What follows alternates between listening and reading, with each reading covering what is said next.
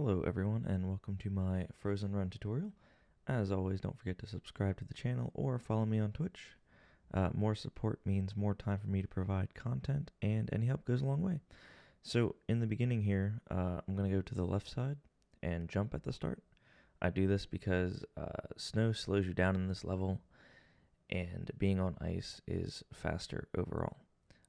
So by jumping at the very beginning, we avoid being slowed down, and we immediately get to that faster movement.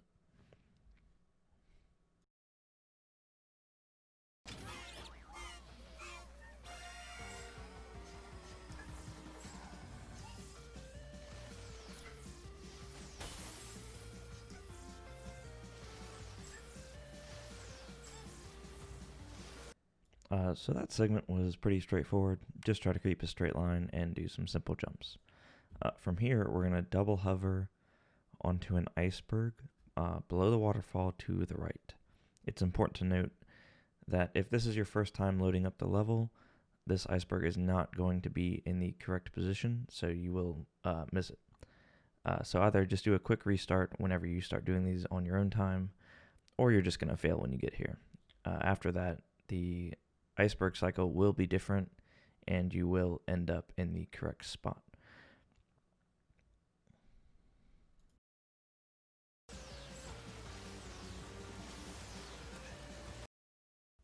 Alright, this is by far one of the most tricky parts of this short run. So your goal here is to land on this iceberg without losing speed.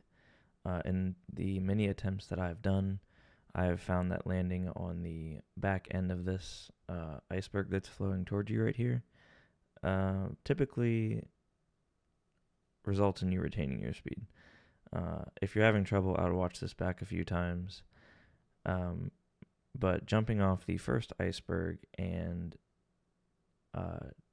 performing that spin jump into this hover is extremely important, just because it always sets you up in a good position to maintain your speed coming off of this second iceberg. It's very noticeable when you're doing these on your own time if you did keep your speed or not, because when you go to the third iceberg, you will almost overshoot it. And if you don't keep your speed, you're going to be somewhere in the middle or almost making it to the third iceberg. The rest of this run's pretty simple. I will explain the ending for you guys, but this is going to take you guys a while to get down if you are pushing for a top time.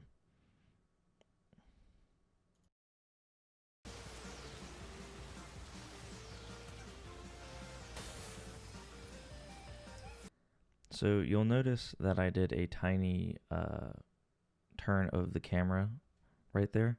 I don't have a controller cam, but I did align the camera to line myself up with these trampolines that are coming up.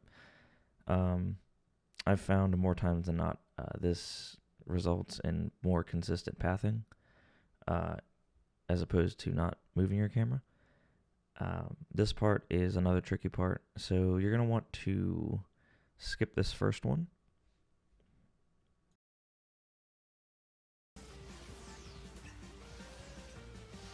From here, it's a basic hover forward. Your goal here is to hover forward for a little bit, probably less than a third of a second, and then press, hold right on your analog stick. This is going to let you hit the trampoline right after the glass breaks, and then it's going to set you up at an angle to hold forward through this next section.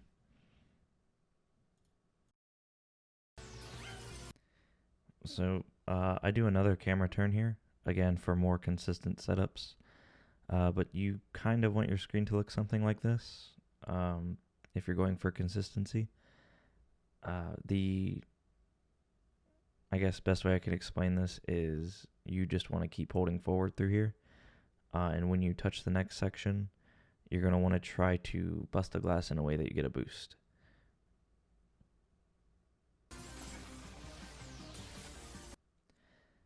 So it's a little tough to describe what all is going on there, but in short, the collision of the glass breaking and you spinning right above the glass shattering kind of propels you forward as you're being hit with various hitboxes from the glass. And it's going to put you into this position right here. Again, I did another camera turn, and from here it's just kind of, taking the shortest line inward towards the top of this glass, and you're going to want to jump right before you come off the slope at the very end.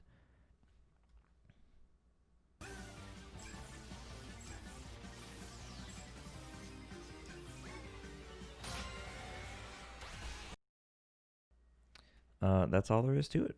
This one's very straightforward in my opinion, aside from the double hover and the glass boost.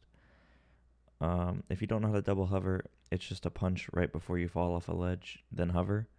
From there you can spin, then hover again, if you do it correctly.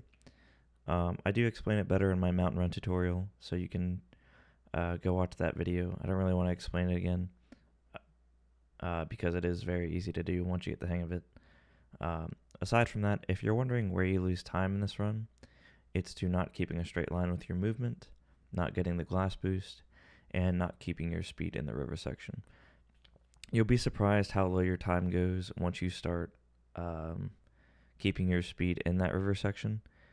And then once you start getting the glass boost consistently, you will start to see those very low 36-second times and 35-second times once you get the hang of it. I can definitely push this down further, but I'm definitely not going to because it's just very tedious. So unless someone pays my rent and buys me a case of energy drinks, I think I'm going to stop there. As always, I hope you enjoyed the simple tutorial on this. If you'd like to see more tutorials or high-level speedruns, don't forget to subscribe to the channel or follow me on Twitch. Any support goes a long way, and thank you for watching. As usual, I'll play the run back in full speed, so you don't have to click on a different video. Have a good one, guys.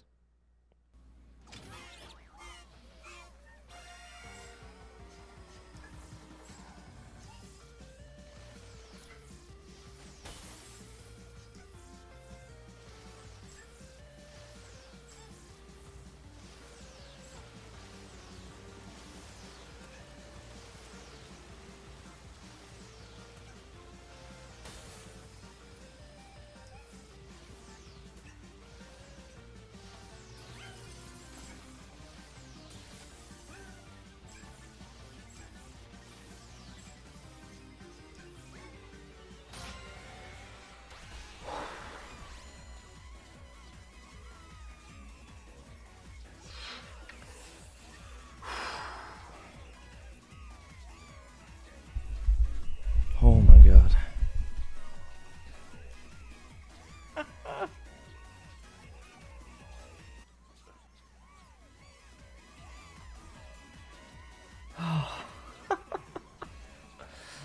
Oh my god, I tied 35.89 4 times.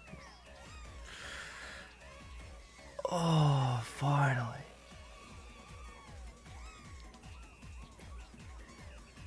Oh, it's so hard. It took like, what, 7 hours?